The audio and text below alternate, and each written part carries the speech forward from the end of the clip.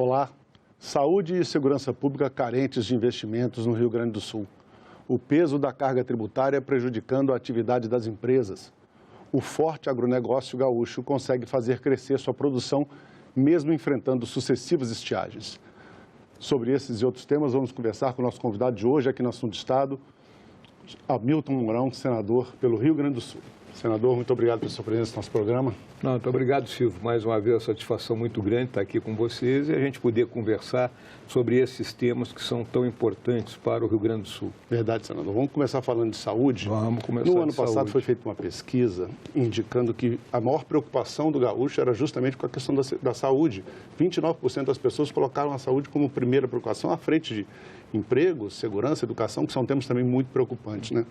Como é que o senhor pretende atuar aqui no Senado para ajudar a melhorar a questão da saúde pública no Estado? Hoje a questão da saúde pública não é um problema só, obviamente, do Rio Grande do Sul, é do Brasil como um todo. Nós estamos num momento de envelhecimento da população, né? E esse envelhecimento da população, obviamente, acarreta um aumento na necessidade de serviços de saúde. A medicina, né, ela avançou bastante, mas na medicina o incremento tecnológico não significa barateamento de custos, muito pelo contrário, significa aumento de custos. E aí um problema que afeta a todos é a questão da tabela do SUS. Então hoje o que eu vejo é que nós temos, né, que realmente reorganizar essa tabela e colocar ela em níveis que permita, né, que os hospitais que trabalham aí dentro do SUS consigam atender a população, essa população, vamos dizer assim, que depende do Sistema Único de Saúde, em melhores condições. Então, essa é uma das lutas que eu tenho aqui dentro e que, obviamente, beneficia a população do Rio Grande do Sul, mas tem efeito no país como um todo. Eu não sei da realidade específica do Rio Grande do Sul, mas na maioria do Brasil você tem as entidades filantrópicas, santas casas, tudo tendo um papel preponderante. A mesma coisa acontece lá? A mesma coisa, todas deficitárias, né? Porque trabalha exclusivamente quase com o SUS. Então, hoje, um hospital público ou um hospital filantrópico, para ser solvente, ele tem que buscar um equilíbrio entre o atendimento daqueles que têm cobertura de planos de saúde e, obviamente, o atendimento SUS, senão ele não consegue ser solvente. O problema também é que nos municípios do interior faltam médicos, né, senador? Pequenos municípios no Rio Grande do Sul têm esse problema, né? É uma questão, a turma se forma e ela não quer trabalhar numa cidade pequena, mesmo o salário compensando, né? Então, obviamente, existem propostas, né? Óbvio, existe o programa, né? Agora o governo muda de nome de novo do programa, que é o Mais Médico, nada mais é do que você contratar médicos e colocar nessas localidades. Mas existem ideias de você usar os formandos em Universidade Federal, né, que realizaram o seu curso sem pagar nada, né, que devolvesse parcela disso aí, né, prestando um serviço, né, nas pequenas localidades. Essa questão do IPE lá do Rio Grande do Sul, que é um instituto para os servidores do Estado, né? A tabela está muito desatualizada, isso é um fator complicador também, né? É óbvio, o IP, né, o Instituto de Previdência do Estado, ele tem uma dupla função. Então, agora ele teve que ser desmembrado, né? A parte que é correspondente à saúde e a parte que é a Previdência. O Rio Grande do Sul, ele carrega uma carga previdenciária muito grande, não é, fruto de decisões tomadas no passado, quando determinados grupos de funcionários tiveram aposentadoria, hoje olhando, muito precoce. Eu cito aí, posso citar, porque a minha mãe era professora, que se aposentava com 25 anos. Então, se um jovem começasse a selecionar aos 18, uma vez que existiu aquele antigo curso normal, aos 43 estava aposentado. Ia viver mais 40 anos aí. E aí não há sistema que consiga carregar isso aí. Então, os governos têm procurado colocar uma solvência, mas é algo que tem que ser trabalhado. Houve um aumento na contribuição, não há como mais fugir disso aí para você tentar manter o Instituto, em condições de cumprir a sua missão. Na segurança pública, nós estamos com um problema semelhante no Rio Grande do Sul também, né? A gente conversava aqui antes de começar o programa, que a Brigada Militar, que é a Polícia Militar do Rio Grande do Sul, tem, por exemplo, um efetivo extremamente subdimensionado. Nós fizemos até um infográfico mais aqui. De 17 mil vamos mostrar aqui para as pessoas a proporção de policiais por habitantes. O Rio Grande do Sul é deficitário, 17.400 brigadianos, 5.980 policiais civis para uma população de 11 milhões de habitantes. Então, a proporção é de um policial para cada 482 gaúchos, quando a ONU recomenda que essa proporção seja 250, praticamente a metade. Né? É metade. Difícil, né, senador? É o mesmo problema, né, que nós estávamos comentando em relação à questão do Instituto de Previdência. Né? Havia também uma aposentadoria precoce dos integrantes da Força Militar, da Brigada Militar, com 25 anos de serviço, e o Estado não tem dinheiro para contratar novos integrantes. Né? Não há condições de contratar policiais temporários pela característica da função, né? Então o Estado tem dificuldade em repor, né, esse efetivo. Então ele precisa realmente, né, reorganizar as suas finanças de modo que ele consiga, então, pouco a pouco, ir recompondo esse efetivo. Como é que a gente pode atuar nesse campo aqui dentro do Senado? Aqui eu vejo, né, a polícia ela pode começar a operar com um aparato tecnológico mais eficiente que permitiria reduzir ou trabalhar com efetivo de rua menor, vamos dizer assim. Fazer mais a inteligência. Ou também, né, não é só a questão da inteligência policial, né, mas meios como drones, né, como viaturas mais potentes, né, meios de comunicação, né, que permitisse o policial ter mais acesso a dados que ele necessita em determinado momento. E óbvio também, né, esses meios podem ser usados na administração, retirando gente que hoje está na atividade meio e colocando na atividade fim, colocando na rua. A ação das atividades das facções criminosas no Rio Grande do Sul tem crescido muito também, né, senador? Isso é muito em função dessa, talvez, ausência da polícia nas ruas? Isso é um fenômeno do país, né? Nós mesmos ontem na Comissão de Segurança Pública, né, aprovamos, né, uma lei que tipifica como atos terroristas as ações dessas organizações criminosas, né, que tem acontecido aí norte a sul do país. O caso mais emblemático agora é o do Rio Grande do Norte, né, de queima de ônibus, de cobrar pedágio da população que mora nas áreas mais carentes, né, a questão do gás que é vendido lá, da gatonete, essas coisas todas, né. Então, nós estamos colocando uma legislação bem mais coercitiva, né, no intuito de buscar, né, coibir as ações dessas organizações que terminam por prejudicar a população mais carente. Agora, é evidente que a questão da segurança pública não é um problema do governo do Estado, né? É um problema do Estado brasileiro. Então, o governo federal tem um papel preponderante nisso, não é, senador? O governo tem que, né, despir as suas, vamos dizer, idiosincrasias ideológicas, deixar de atender às demandas de parcela do seu público que considera que o bandido é um desvalido social, quando na realidade ele não é isso, né? E exercer, né, o poder que o Estado tem de ter o monopólio da violência e, consequentemente, enfrentar essas organizações no policiamento direto, na questão penal, e aí nós temos que discutir o problema da maioridade penal, as leis que sejam mais coercitivas e, obviamente, né, na questão social, né, não pode ser deixada de lado as periferias das grandes cidades, né, que não têm acesso à água tratada, não têm acesso a esgoto e continua, né, ninguém quer levar avante o marco, né, do saneamento básico, que é importantíssimo, né, para que essas questões sejam atendidas. Senador, vamos falar um pouco de economia agora e dos efeitos negativos que a alta carga tributária está causando na economia gaúcha, no Brasil como um todo, né? A arrecadação do Estado, por exemplo, em fevereiro, ela teve uma queda grande, 13%, quase 14% em relação ao mesmo mês do ano passado, né? É a menor arrecadação, menor recurso para se investir, justamente nisso que o senhor está falando, que é a prestação de serviços para a população. Além dessas dificuldades econômicas, o senhor realmente acredita que, apesar da carga tributária, é que está contribuindo muito para essa situação? A carga tributária no Brasil ela é 1/3 do nosso produto interno bruto, então é uma das cargas mais elevadas do mundo. Eu costumo dizer que se a gente pagasse isso de tributo, mas tivéssemos rodovias duplicadas, perfeitamente pavimentadas, hospitais que funcionassem a 100%, escolas de altíssimo padrão, todo mundo estaria satisfeito, mas o Estado não dá esse retorno.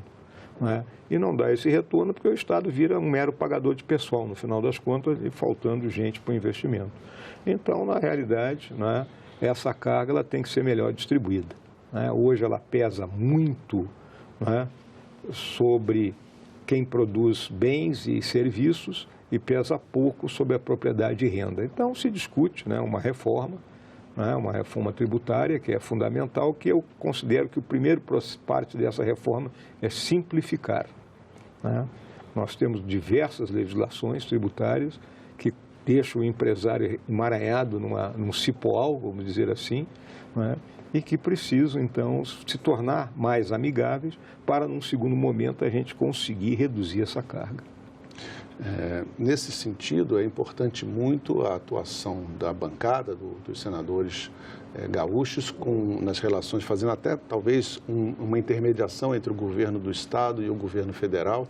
O senhor já teve uma reunião, inclusive, no mês de fevereiro, com o Eduardo Leite, que é o governador do seu estado. O que foi tratado nessa reunião? Foi discutida essa questão de como é que o Rio Grande do Sul pode se beneficiar numa reforma tributária? O governador Eduardo Leite e eu comungamos, né, de ideias muito claras a respeito dessa questão econômica, né? Tanto ele como eu compreendemos que as duas colunas mestras da economia de um país como o Brasil, que são o equilíbrio fiscal e a produtividade, elas estão rachadas e precisam de injeção de concreto, né?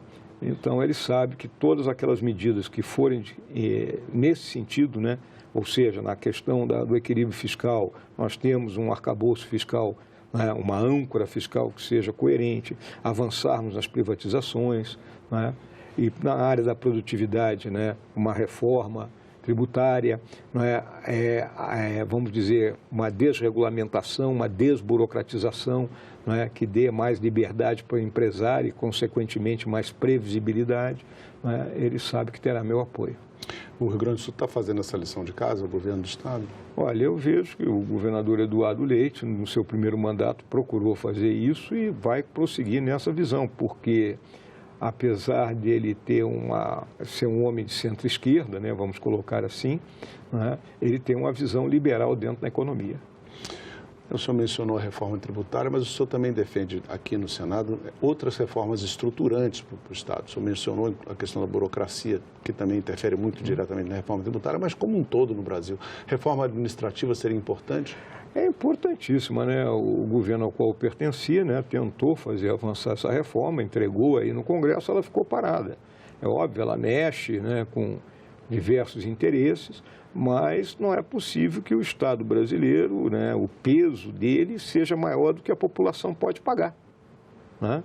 Então, o que acontece? Haverá sempre um agrupamento de Barnabés miseráveis aí que tem que sustentar um globo, né, nas costas e de forma muito complicada. Então, o país tem que entender, a nação tem que entender que o Estado tem que ser do tamanho daquele que ela pode sustentar. Isso é um paradigma que o senhor acha que é importante que seja quebrado nesse momento? É importante que seja quebrado, né? O Estado não é o solucionador para tudo, o Estado tem que ser um indutor, ele tem que ter um corpo de profissionais realmente ajustado às suas necessidades, e aqueles que não são das necessidades, vamos dizer assim, perenes do Estado, né? Esses seriam pessoas contratadas por tempo determinado, ou é um contrato que pode ser renovado, mas não você colocar todo esse grupo no mesmo saco e, consequentemente, depois você não tem flexibilidade para diminuir, né, o peso do Estado. No Rio Grande do Sul mesmo, o peso da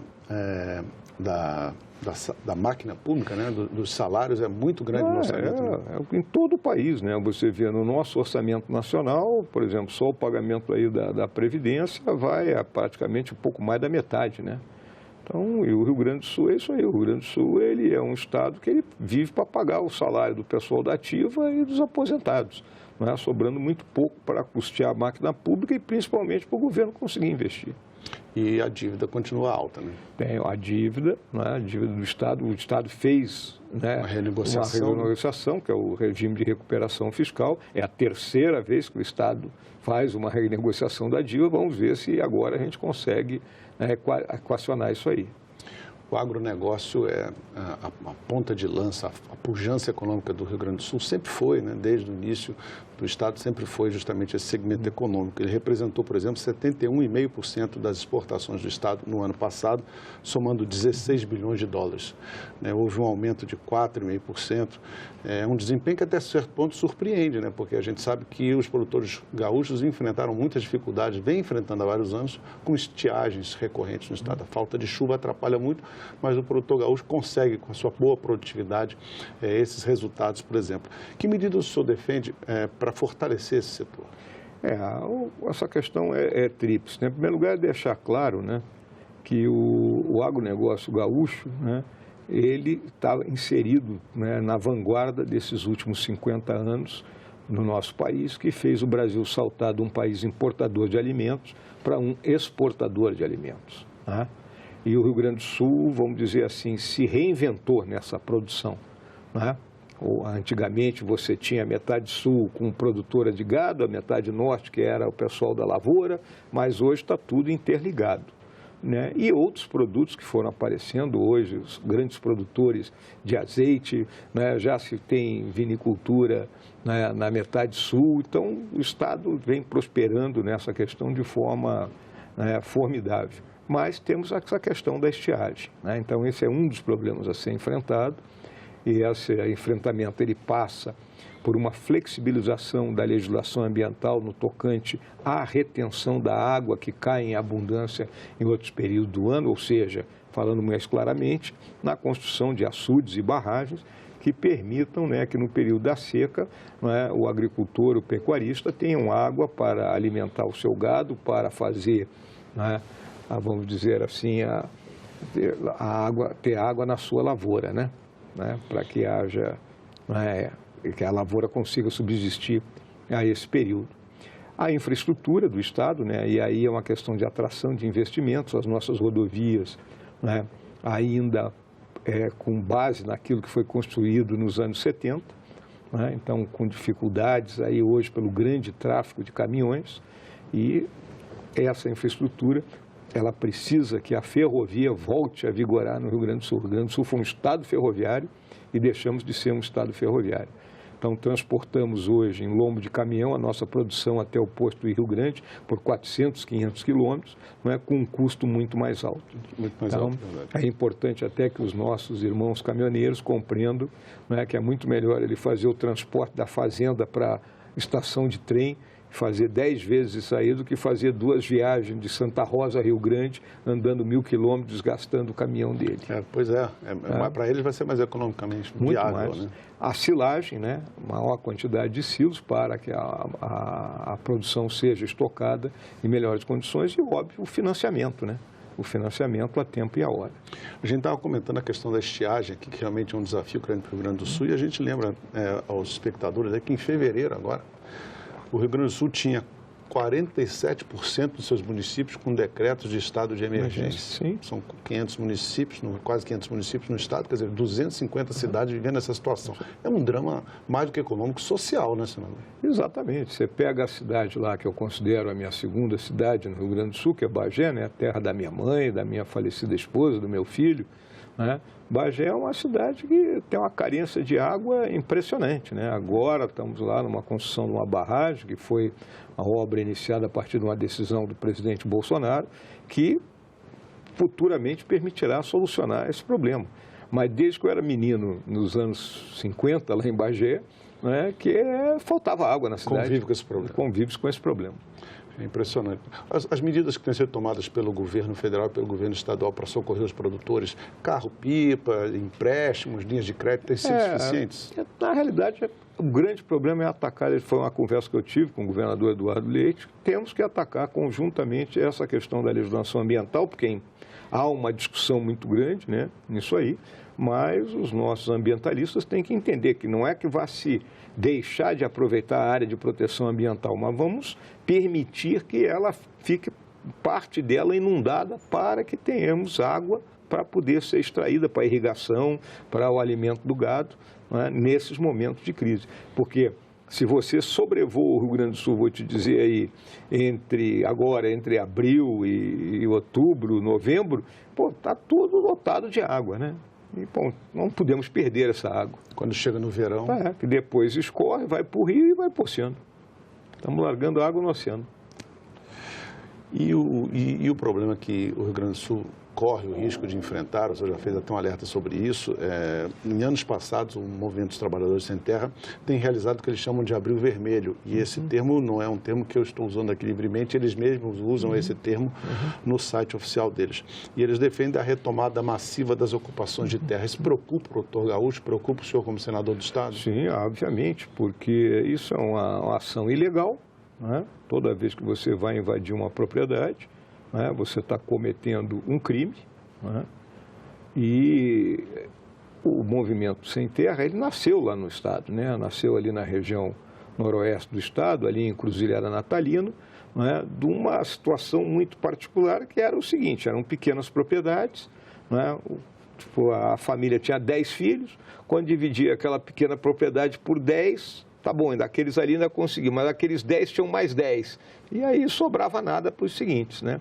Aí nasce esse movimento desse grupo social.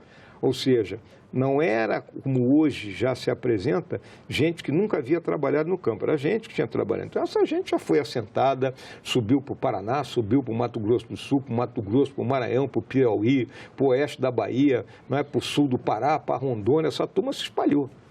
E hoje eu vejo muito mais que esse movimento ele vira uma indústria, porque, né, eu cito até um fato muito claro: quando eu era comandante lá na cidade de Juí, né, a moça que trabalhava na nossa casa chegou um dia e disse assim: não, eu vou para o acampamento, porque lá vão distribuir cesta básica e vão distribuir um pedaço de terra para a gente. Eu digo: tá bem, você vai para o acampamento então. Então vira uma indústria isso aí. Então eu acho que a reforma agrária nesse país ela já andou naquilo que tinha que andar, né? E hoje o que nós temos são propriedades que produzem. Aquilo que não produziu, que está na mão da União, então que a União estude e distribua. Mas isso está muito mais lá para o norte do país do que no Rio Grande do Sul. No Rio Grande do Sul hoje eu não vejo espaço para ações dessa natureza que sejam, vamos dizer assim, justificadas sob o ponto de vista de que aquela propriedade não produz. O Rio Grande do Sul é um estado de produtores. E de produtores pequenos, em geral, não é? Principalmente essa região da metade norte são de pequenos produtores.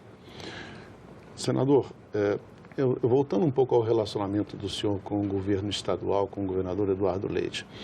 O senhor mesmo mencionou aí que o senhor considera ele um homem de centro-esquerda, o senhor é um homem mais de centro-direita, vamos dizer assim. Essas diferenças ideológicas, elas têm sido superadas no seu relacionamento aqui dentro do Congresso, com o restante da bancada do Rio Grande do Sul, por exemplo, nas suas relações no plenário. Isso o senhor acha que vai ter alguma interferência? Não, em absoluto, né? A nossa bancada aqui é até razoavelmente bem homogênea, porque somos eu e o Reis que somos do mesmo grupo. E o senador Paulo Paim, né, que é um homem afável, muito educado, né, que pertence, né, ao campo da esquerda, né, mas nós temos a visão comum de que os três têm que trabalhar para resolver os problemas do Rio Grande do Sul, independente, né, de quem seja governo. Verdade. Um tema interessante que eu gostaria de mencionar com o senhor, que muita gente não sabe o que é o abigeato. Sim. Né? Isso está acontecendo no Rio Grande do Sul? O abigeato é uma atividade antiga. Abigeato, minha gente, é roubo de gado, viu? Né? Então, acontece lá propriedades que são da família da minha falecida esposa. Hoje, à noite, né, ninguém deixa gado perto da estrada, né? Recolhe tudo, principalmente a ovelha, né? A ovelha que o camarada passa numa caminhonete, leva a ovelha e acabou.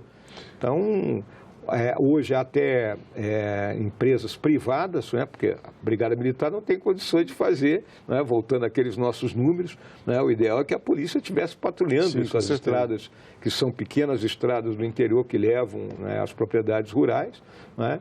Então, já há contratação, vamos dizer assim, de empresas privadas que fazem esse patrulhamento, né, utilizando rádio, tal coisa, com comunicação com a propriedade, né, no caso de ocorrer alguma ação dessa natureza. E é muito frequente, né? Esses furtos estão, inclusive, qualificados já há algum tempo no Código Penal, porque eles eram muito frequentes no Brasil, né? São quadrilhas, isso é... Quadrilha, porque, por exemplo, uma coisa é o cara que rouba uma ovelha ali porque vai fazer um churrasco para a família, né? Mas não, é o pessoal que rouba uma cabeça de gado, ou 2, 3 cabeças de gado, ele tem que vender em algum matador, é um matador clandestino, e essa carne depois ela vai chegar para um frigorífico, né? Então a gente tem que, follow the money, né? Seguir o dinheiro para impedir que essas quadrilhas se estabeleçam. E muito prejuízo para os produtores nesse caso. Muito prejuízo, e nós temos uma larga fronteira seca também com o Uruguai, há ação dos dois lados da fronteira. Né? Senador, muito obrigado pela sua presença no nosso programa, agradeço muito. Nada, Silvio, eu que te agradeço. Um grande abraço aí. Obrigado, agradeço também a você, lembrando que essa entrevista já está disponível para você rever ou compartilhar no nosso site, senado.leg.br/tv, no nosso canal do YouTube ou em podcast, nas principais plataformas de áudio. Obrigado pela companhia e até o próximo Assunto de Estado.